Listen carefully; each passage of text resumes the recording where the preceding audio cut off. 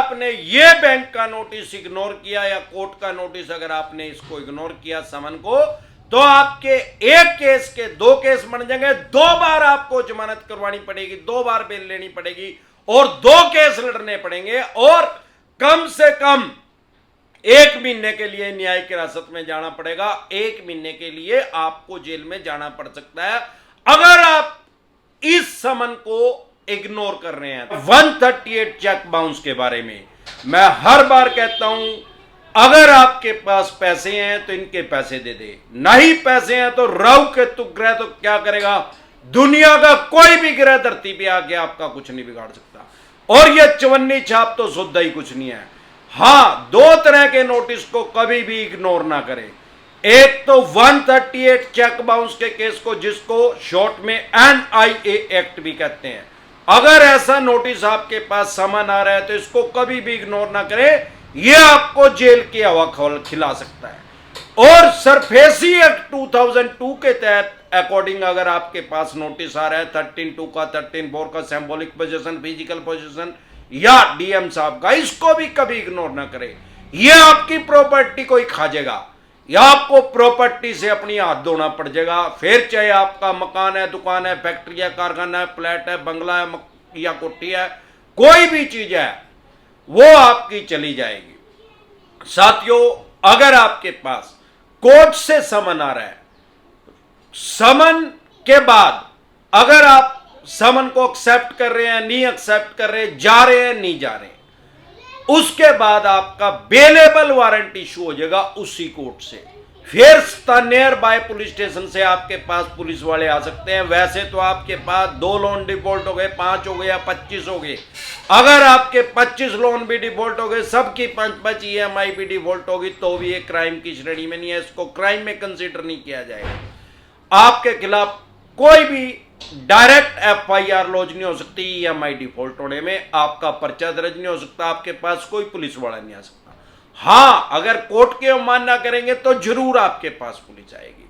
आप 138 के केस को, समन जो आपके पास आ रहा है उसको इग्नोर कर रहे हैं, तो आपका बेलेबल वारंट इशू हो जाएगा। पुलिस वाला आपके घर आएगा, आपको इंटीमेट करेगा, आपको बताएगा, तो आपको स्थानीय थाने पुलिस स्टेशन चौकी में जाना पड़ेगा, अपनी कच्ची जमानत करवानी पड़ेगी, मतलब टेम्परेरी बेल जिसको बोलते हैं।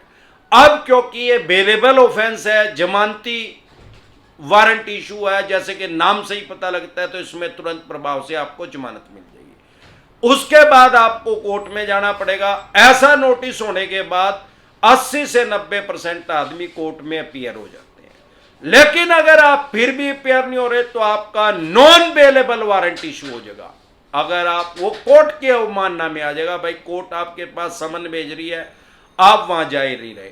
वैसे तो 99% तो फेक नोटिस ही आते हैं, फेक समन भी आते हैं, चवन्नी छाप खुद से ही कोर्ट की मोहर लगा के लोगों के पास भेज देते हैं एडिट करके।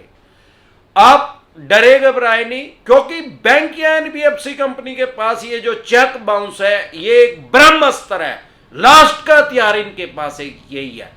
उसको इतनी जल्दी ये इस्तेमाल नहीं करते, यूज नहीं करते। इनको पता है अगर एक बार ये कर दिया चेक बाउंस और इसने जाके कोर्ट में जमानत करवा ली तो इसको सारा भेद आ जाएगा, कोर्ट, थाना, तहसील, कोर्ट कचहरी का पता लग जाएगा। अभी तो ये घर बैठे अपने मकान में, दुकान में, फैक्ट्री में, कारखाने में, यही बैठे बैठे इसको डराओ इस चेक बाउंस से। ये एक रस्सी है जिसको सांप बढ़ा के दिखाया जा रहा है। अब दिक्कत परेशानी कहां है, अगर इन्होंने कर दिया, सबसे पहले फेक नोटिस डिसेंटेड वाई लिख के वीडियो देख लें, आपको पता लग जाएगा जो नोटिस आया फेक है कि जेन्युइन है।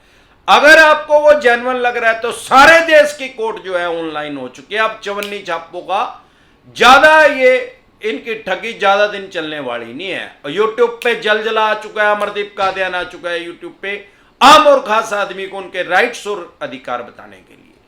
ई कोर्ट अपने फोन में लोड कर ले, और ई कोर्ट पेटीएम की तरह चलाना बिल्कुल आसान है। उसमें अपना चेक कर ले कि वो आपके ऊपर केस रजिस्टर्ड हुआ भी है कि नहीं हुआ।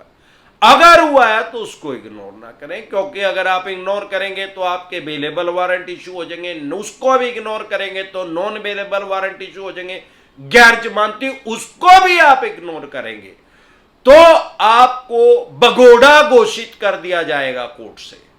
पीओ स्टाफ जो होता है फिर वो आपको पुलिस पकड़ने के लिए आएगी और आपको हिरासत में लेके, हो सकता है जज साहब आपकी जमानत ले ले, नहीं तो आपको 14 दिन के लिए न्यायिक हिरासत में जाना पड़ सकता है, यानी 14 दिन के लिए जेल में जाना पड़ सकता है। जब आपके नॉन बेलेबल वारंट इशू हो जाएंगे, पहले समन, फिर बेलेबल वारंट, फिर नॉन बेलेबल। अगर आप नॉन बेलेबल वारंट पे जा रहे हैं कोर्ट में, तो हो सकता है कोर्ट में आप अपना पक्ष रखेंगे, अगर जज साहब को लॉजिक लगा उसमें आपका जो भी आपने कारण बताया लॉजिक वाला कारण है, तो हो सकता है आपको जमानत मिल जाए, और हो सकता है आपको जमानत ना मिले, 2-4 दिन के लिए आपको न्यायिक हिरासत में जेल में जाना पड़े। अगर आप पगोड़ा घोषित हो गए तो आपको 14 दिन के लिए न्यायिक हिरासत में कम से कम जाना पड़ सकता है। अगर फिर भी आप नहीं जा रहे हैं, नहीं पकड़े जा रहे हैं, तो आपके केस को डिस्पोजल कर दिया जाएगा 3-4 साल के बाद। भाई आप कोर्ट का टाइम जो है वेस्ट कर रहे हैं, और कोर्ट के आदेश द्वारा जो भी वहां पे पुलिस थाना चौकी लगती होगी वहां पे कोर्ट के ऑर्डर चले जाएंगे कि इस आदमी के खिलाफ 174A 174A का FIR लॉन्च करो, आपके खिलाफ एक पर्चा और दर्ज हो जाएगा, एक केस और रजिस्टर्ड हो जाएगा। अभी एक 138 का चला हुआ है जो कि डिस्पोजल हुआ है। डिस्पोजल का मतलब वो बिल्कुल खत्म नहीं हुआ। जब आपको पुलिस अरेस्ट करेगी तो आपको 174A में कम से कम 1 महीने के लिए न्यायिक हिरासत में जाना पड़ेगा, 1 महीने के लिए कम से कम आपको जेल में जाना पड़ेगा। तब आपको 2 बार जमानत करवानी पड़ेगी, एक 138 में चेक बाउंस में और एक 174 में। 174A में अभी क्या था, अभी सिर्फ एक जमानत करवानी है, फिर 2 जमानत करवानी पड़ेगी, 2 केस रजिस्टर्ड हो गए, 2 केस लड़ने पड़ेंगे। तो ऐसी गफलत की स्थिति में ना रहे। कोर्ट की अवमानना अगर आप करेंगे तो आपको घर पुलिस भी आएगी, आपको जेल में भी जाना पड़ सकता है। अदरवाइज तुरंत प्रभाव से इसमें जमानत मिल जाती है। आपको जिस भी स्टेट में आपके चेक को बाउंस करेंगे, तुरंत प्रभाव से वहां पे जाके आपको जमानत मिल जाएगी। आपको वहां की हाई कोर्ट में जाने की जरूरत नहीं है, स्थानीय कोर्ट से, उसी डिस्ट्रिक्ट की कोर्ट से ही आपको जमानत मिल जाएगी। इसी तरह की या किसी भी तरह की कोई भी दिक्कत परेशानी आपको या आपके किसी भी यार प्यारे रिश्तेदार को आ रही है लोन से रिलेटेड, तो यूट्यूब के सर्च के ऑप्शन में जाके वो प्रॉब्लम लिखें, आगे डिसेंट एडवाइस जैसे ही लिखेंगे तुरंत प्रभाव से आपकी समस्या का समाधान हो जाएगा। इसके अलावा मैं जैसे हर बार बताता हूं कि एक तो चेक बाउंस के केस को इग्नोर ना करें, और एक सरफेसी एक्ट के नोटिस को इग्नोर ना करें कभी भी, क्योंकि सरफेसी एक्ट आपकी प्रॉपर्टी को खा जाएगा, आपकी प्रॉपर्टी की एक्शन कर देंगे, सेल कर देंगे, बोली कर देंगे, और 138 चेक बाउंस आपको जेल में पहुंचा देगा अगर आप उसको इग्नोर करेंगे। अगर इग्नोर नहीं करेंगे दोनों नोटिसों को तो आपका कुछ नहीं बिगाड़ पाएंगे। अगर आपके पास सरफेसी एक्ट 2002 का नोटिस आ रहा है, 13(4) का, 13(2) का, सिंबॉलिक पोजेशन, फिजिकल पोजेशन, या डीएम साहब का नोटिस आ रहा है, अन्य किसी भी तरह का कोई भी नोटिस आ रहा है, तो तुरंत प्रभाव से लीगल एडवाइस लें, क्योंकि प्रिवेंशन बेटर देन क्योर, इलाज से हमेशा परहेज बेहतर है। अगर आप हमारे साथ टेलीफोनिकली जुड़ना चाहते हैं या पर्सनल मीटिंग करना चाहते हैं, फिर आपका लोन 2 करोड़ का है, 5 का है, 25 का, 50 करोड़ का, या जितने भी करोड़ का, आप तुरंत प्रभाव से निंजा टेक्निक यूज करें और अपनी प्रॉपर्टी को बचा लें। आप लोन से रिलेटेड जो भी आपके पास डॉक्यूमेंट्स है वो सभी लेके मेरे से पर्सनल मीटिंग कर सकते हैं, पर्सनल एडवाइस ले सकते हैं, या टेलीफोनिकली भी एडवाइस ले सकते हैं। उसका क्या प्रोसेस है, आपकी स्क्रीन पे कमेंट बॉक्स के अंदर एक नंबर आया हुआ है 9306347314।